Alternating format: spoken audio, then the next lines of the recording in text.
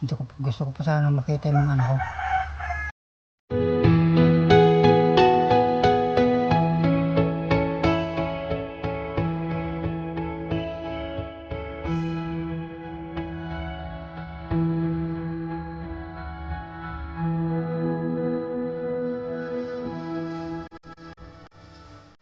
May sakit pa ako sa puso, saka sa bato. Buhay po doon eh, hindi na bumalik. Okay. Mga, mahal na mahal ko kayo.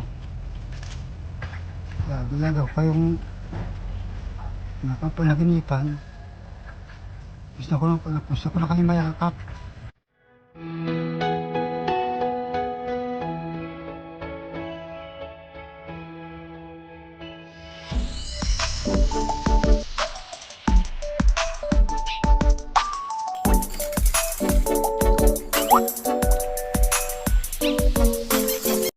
Muli kaming nakatanggap ng mga mensahe ng ating mga kababayan na humihingi ng tulong. Isa na dito ang padala ni Ma'am Donna Manipol Contesa ng Oriental, Mindoro. Humingi siya ng tulong hindi para sa kanyang sarili kundi sa kanyang kapitbahay na si Tatay Christopher ng Socorro, Oriental, Mindoro. Mag-isa na lamang daw si Tatay sa kanyang kubo at may sakit. Dating nagtatrabaho bilang isang construction worker si Tatay, subalit natigil ito dahil sa kanyang karamdaman. Nagtitiis daw si Tatay na wala na halos makain. Malayo man ang Mindoro, hindi hadlang upang makapagbigay tayo ng tulong sa ating mga kababayan. Sa tulong ng ating PB Team Oriental Mindoro na si Dongs TV, ay papaabot po natin ang ating tulong. Panoorin po natin.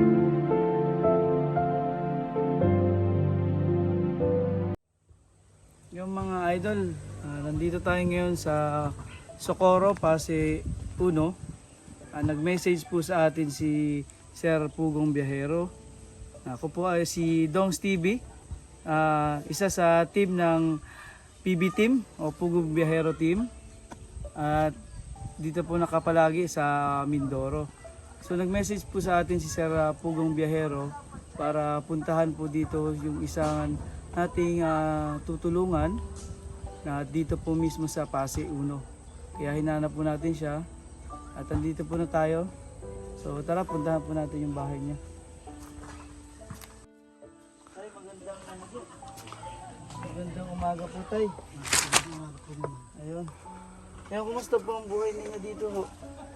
Ito po, medyo mahirap po. Ano pong pangalan niyo ho, Tay?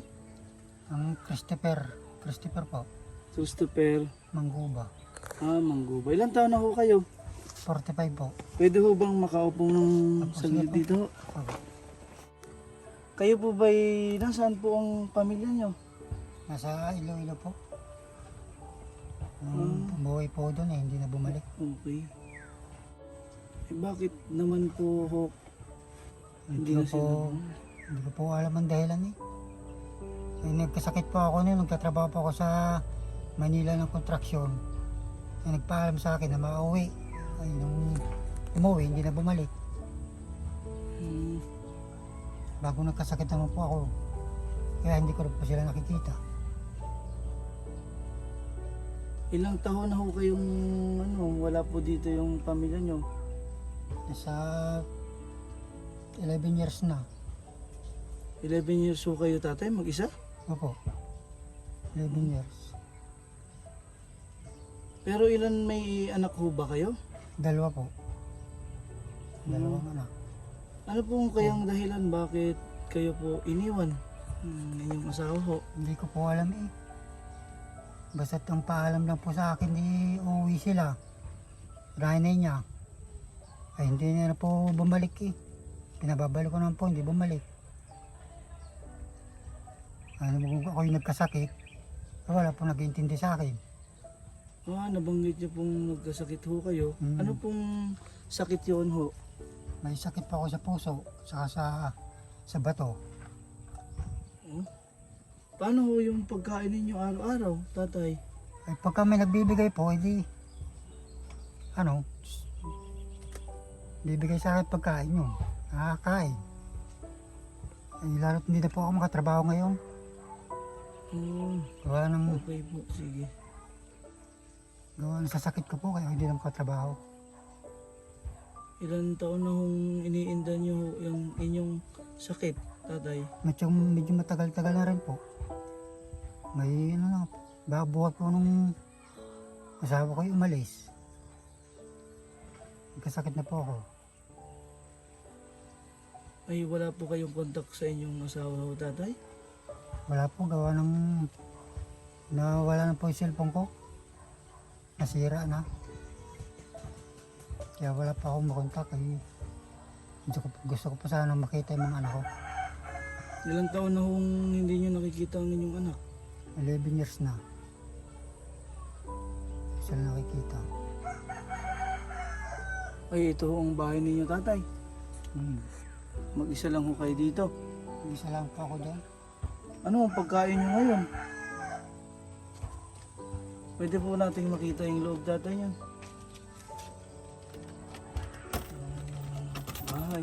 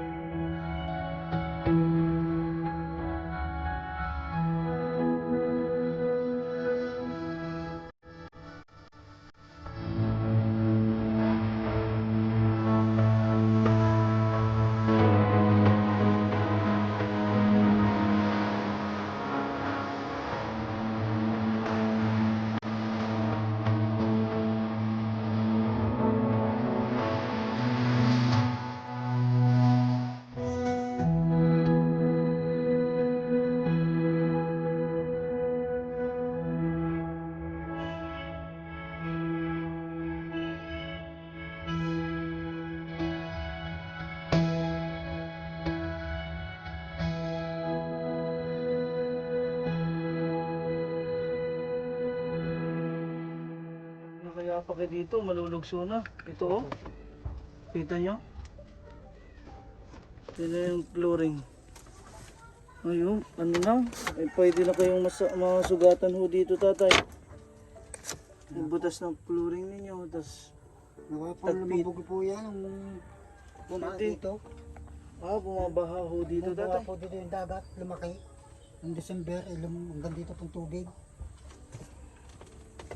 Kaya nilalong lumubog. Ayun, tagpi-tagpi ng karton. Tapos ito, saan niyo po nakuha itong mga kahoy? Dito lang ho sa gubat, sa bundok. Sa gubat po, kinuha ko sa bundok. Ito ho, ano itong nakita ko dito, tatay? Ito. Yan po yung mga gamot ko. Ay, meron pa ho ba kayong gamot? Yun. Ayun, diuretic. Ano ho ito, pampaihi. Ayun. Tapos captopril. Sa puso po yan. Oo, sa puso. Puso. Marami pala kayong... Ay, may iniinom pa ho kayong gamot. Wala na po, mabili po nga po ako eh. Mas may diclofenac.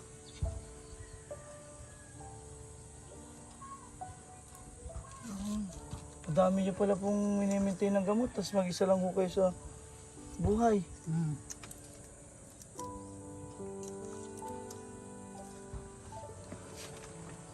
Buti sa pang-araw-araw.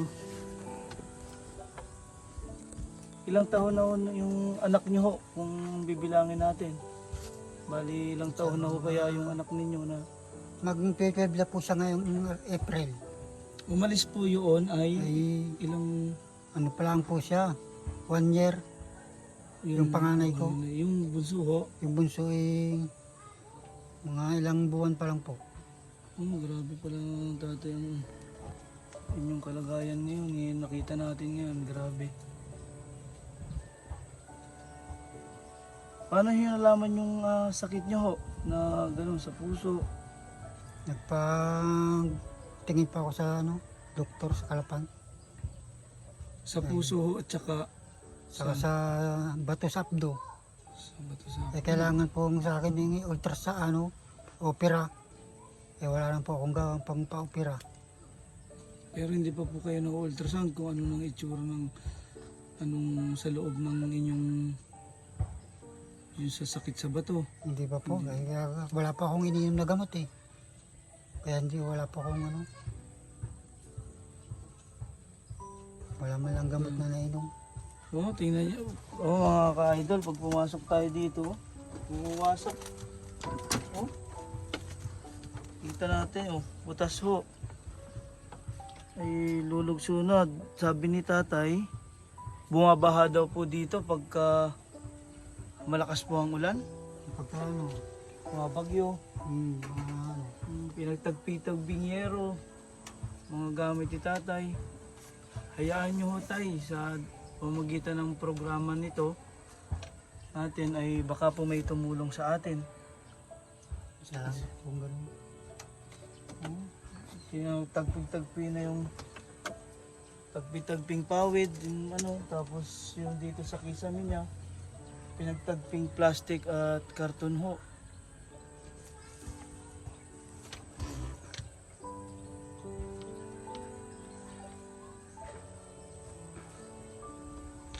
Paano pang araw-araw yung pagkain kaya? Tatay. Minsan po, binibigyan pa ako ng kapatid ko. Binibigyan lang pangkain ho. Pero sa gamot ho, Gamot niya ba? Humihingi lang din po ako ng pambilang gamot. kung may nakakaluwag-luwag ho, Pagka minsan pagka naman, wala, pag wala rin naman trabaho yung kapatid ko, di hindi rin ako nabibigyan. tinitiis nyo na lang ho yung sakit nyo ho. Itis ko na lang. Pati minsan na gutom. Minsan ho ba sa isang araw, mga ano pong nangyari sa inyo, mga nakakain po ba kayo ng Minsan po, pagka ako'y nagugutom, maano ko nang sa bundok. Mahanap ako ng makakain doon, kung ano ng mga kamuting kahoy. ngayon ho, ano pong luto nyo ngayon dyan? Meron na pong konting kanin. Ano pong ulam nyo? Isda po. Buti may nagbigay sa inyong isda o huli nyo ho? Hindi, ano po. Binigay. May nang konting bigay po sa akin ng tulong, yung aking barkada, tinulungan pa ako ng konti. Hanggang ngayon, tutulungan niya ako. Ang tatay, mga baha pala dito.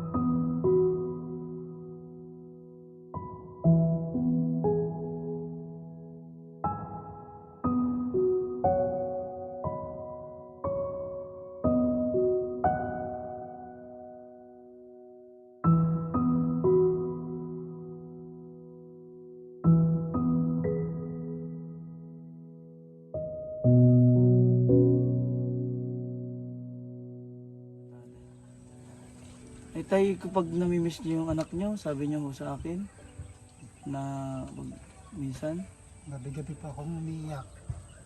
Napapanaginipin ko yung anak ko. Kaya gusto ko na sila makasama. Hindi na po ako makapunta sa kanila. Wala akong paninira.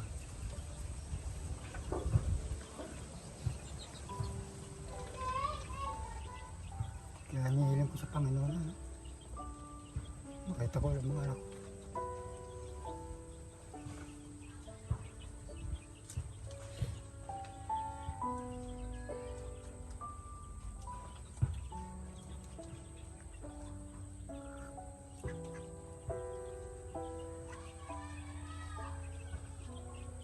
Anong pangalan ng mga anak niyo, tatay? Ano po, yung April. Tsaka ano,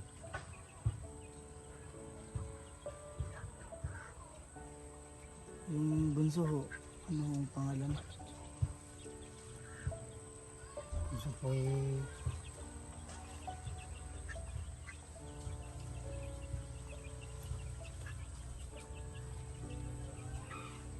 kinalimutan ko na po pangalan.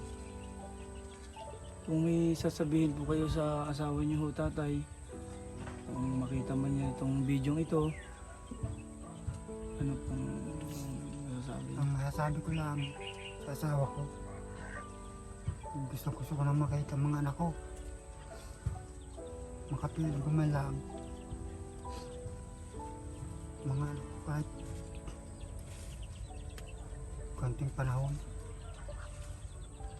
Yan, hinihiling ko.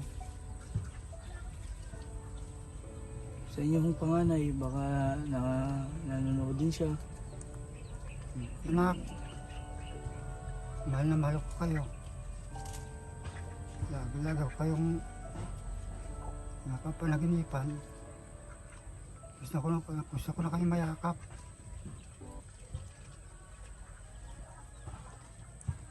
Mahal na mahal ko kasi mga anak ko. Kaya nalakasan ko ang aking loob.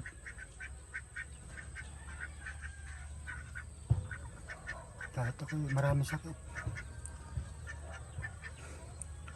Nalakasan ko ang loob ko, makita ko ang mga anak ko.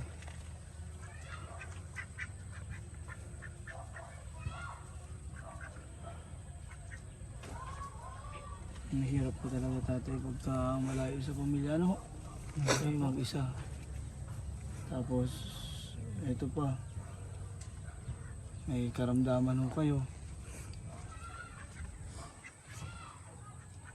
Sana ho makita nila itong video ito para malaman nila po ang kalagayan ho ninyo dito. Sana po makita ng mga anak ko. Malaman nila na mahal ko sila. Hindi ko sila hindi sa pera. Yun sana malaman ng mga anak ko.